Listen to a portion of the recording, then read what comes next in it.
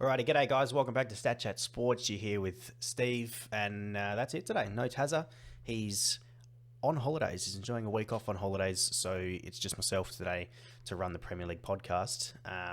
It's going to be a little bit different. Normally I'm looking at a screen. Normally I'm looking at a Zoom call talking to Tazza. Instead I'm looking directly at a webcam this week, so it's going to be a little bit different, but we'll see how it goes. Look, going to be a slightly shorter episode for this week because I'm by myself. We'll see how it goes, but we're just going to roll with the hit, the miss, and the game of the week this week. So we hope you enjoy that. Let's get straight into it. The hit this week, we're going Newcastle. 5-1 winners at Brentford. The demolition there over at St James's Park. Newcastle been all right value this season so far. They've been there or thereabouts. A lot of draws. And not quite being able to pip it and get the 3 points at the end, but they've strung two in a row now, 2 wins in a row, following 2 draws in a row. But this one was an absolute trouncing, 5-1. Bruno Guimaraes with 2. Tazza likes to call him the best Bruno in the league over Brito Fernandes, so up for discussion, I suppose. But he had an absolute masterclass of himself. Probably his best appearance in a Newcastle shirt. Just prolific from Newcastle, really. 6 attempts on target with the 5 goals. Bit of a shame that they had to couldn't keep the clean sheet, I suppose. Ivan Toney penalty, but we're not taking anything away from Newcastle. But Brentford have been decent this season so far. They've been okay. So it's not like they've just beaten nobody. Newcastle, they've put on a proper performance in front of their home crowd. So it was good. Miguel Almiron as well, chipping in with a goal. So he's almost come to life under Eddie Howe. He's probably a player that after the takeover you could think that he was maybe one that was going to move on, but he's been really well. He's been good actually. He's done his part. Callum Wilson as well, obviously, with Alexander Isak coming into the side. Might have thought he was going to find his way out, but he started today. He started this game, and bagged himself an assist. So yeah, good stuff all around for Newcastle. I believe they're up to 6th. Just looking at the table, yeah, up to 6th, just outside the Champions League spots. I can honestly see him making a serious push for it this year, to be perfectly honest. If they can turn some of these draws into wins, which they've done the last couple of games, obviously we're talking 5-1 here at Brentford, but last week was 4-1 at Fulham, who in their own right have been playing decently for a side that's just come up as well. So it's looking good. If you're a Newcastle fan, you must be pretty happy with where you're at the moment. And they're only going to get better as the squad gels and, maybe a bit more investment in the side in January. But, it's a deserved hit for Newcastle this week. Alrighty, the miss. Familiar territory. We've been here before. Leicester City is the miss.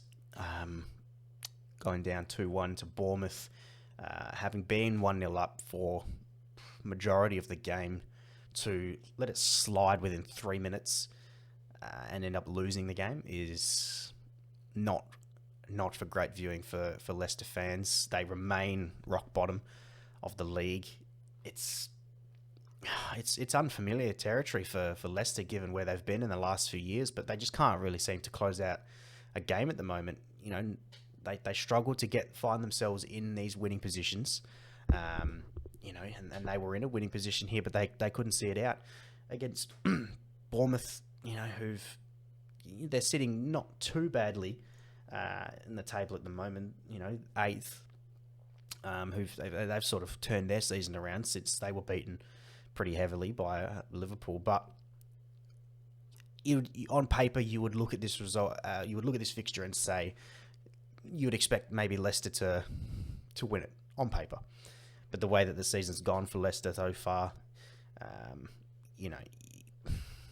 you could have maybe bet that Bournemouth would win here, but I still just don't think that Leicester City should be losing these sort of games with the squad that they've got. Brendan Rodgers is in some serious trouble. I think we spoke about it a few weeks ago when they were amiss. I think it was when they lost 5-2 to Brighton. We had them as the miss, and we were looking at a couple of fixtures coming up, at maybe a few games where Leicester could get some results, and maybe keep Brendan Rodgers in the job, and they did it last week with the win at Nottingham Forest. But to back that up this week with a disappointing loss to Bournemouth, I think his head's on the chopping block. I wouldn't be surprised to see him go.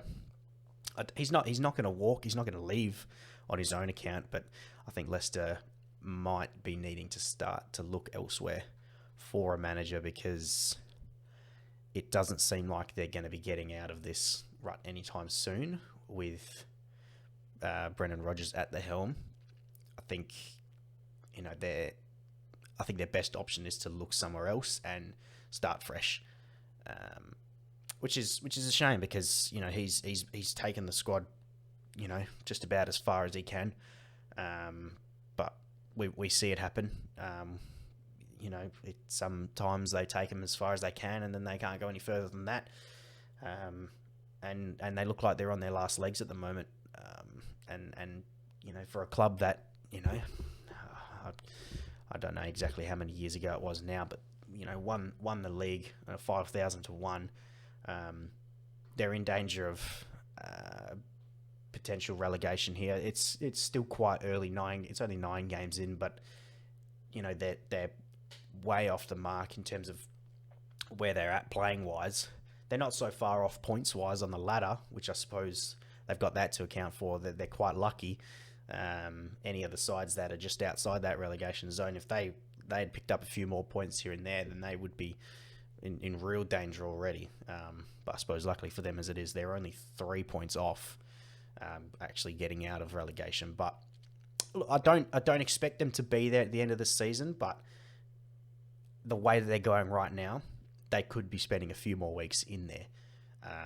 And I think a change of manager could maybe bring that spark into the side. We see it happen all the time whenever clubs change managers. For the first few weeks, they always seem to get more out of players and this and that. So maybe that's what's needed over at Leicester to get them out of the position that they're in. But looking at the results over the weekend, this is one that stood out to us. That probably should have been the miss, because being in the position that they were in, to lose it inside 3 minutes is not great. So unfortunately, Leicester the miss this week. All right, looking forward to Matchweek 11 of the Premier League, game of the week. There's only one fixture to look at here. It's Liverpool versus Man City, the modern day Premier League El Clasico, I suppose you can call it that. I don't know. Maybe I might get a few disagreements there, but yeah, I mean, we're talking about the two sides over the last 5 years that have spent the most time, at each other's throats.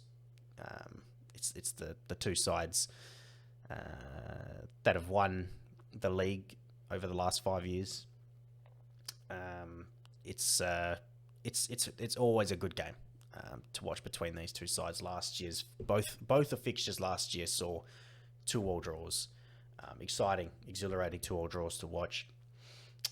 This year around, I think it's going to be completely different. To be completely honest, in fairness to Man City, I can't see this being close at all. There has been times in recent pasts where City have ran away with it. I believe the fixture a couple of years ago, there was a 4-0 in there. City beat Liverpool 4-0 at the Etihad. They also trounced them the week after. Liverpool won the league in the COVID year. So there's a chance in this fixture for City to run away with it. It's either like that or it's close. I think this week we're going to see City run away with it again. In terms of where these two sides are at this season, it's never been further from where it has in recent years. Liverpool are way, way off the mark from where they've been. Obviously, Liverpool fan, my team. It's hard and it's frustrating to watch, but it is what it is. I expect them to turn it around at some stage, but it's not going to happen against the City side who, are winning games left, right, and centre, scoring goals for fun. When you look at Liverpool's side, that they're leaking goals, they're conceding goals. Conceded inside 56 seconds at Arsenal at the weekend, and now they've got to come across a City attack with Erling Haaland, who scored his 20th league goal in all competitions the weekend just been. So how Liverpool are going to set up and how they're going to play to stop the juggernaut offense that City have is going to be interesting to see, because if anything, there might be a little bit more solidity back there with Trent Alexander-Arnold. He's out, he's missing, he's injured. But at the opposite end, I believe the news came out this morning from what I read that Luis Diaz, whatever he's done, whatever the injury he picked up at Arsenal, he'll be out for at least 10 games after the World Cup. I don't think he's back until... and he's been Liverpool's best player easily so far this season. So they're going to miss him up top. They really are. So they're missing a key part of their forward, their attacking lineup and how they've attacked throughout the year. And they're also missing Trent, who, attacking wise, you can't deny his talent there, but he has been a defensive liability this year. So it might be a blessing in disguise. Maybe this week coming against City, maybe they'll, I don't know, Joe Gomez will slot in, I assume, and tighten that up. But I'm going to say City. It's going to be like 3-1. It could even be like 3-1, 4-1. Very, very rarely do we see City come to Anfield and dominate. But just the way that both sides are playing at the moment, I think that's the way it's going to go. For many, like I said, for the last 5 years or so, it's been City against Liverpool as the marquee match. I mean, it still might be, but not this season. Arsenal looks like the only team at the moment that can push City as far as possible to the league title. But I mean, I'm saying a City win. I can't speak for Tazza, but if I had to pick for him, I would say that he would agree. He would probably think that City win this one relatively comfortably as well. City have just they've done everything right this season in terms of recruitment, whereas Liverpool seem to be going backwards in that sense. So I think it's a comfortable City win here. Let us know what you think in the comments below. If you think Liverpool will get them up, if you think it's going to be a tighter affair like it tends to be, but I can't see that being the case this year. This game around with the way that everything's going for the two teams. So thanks for watching. Going to keep it short and sweet this week, but regardless, we appreciate you tuning in. Taz will be back with us next week for the regular pod.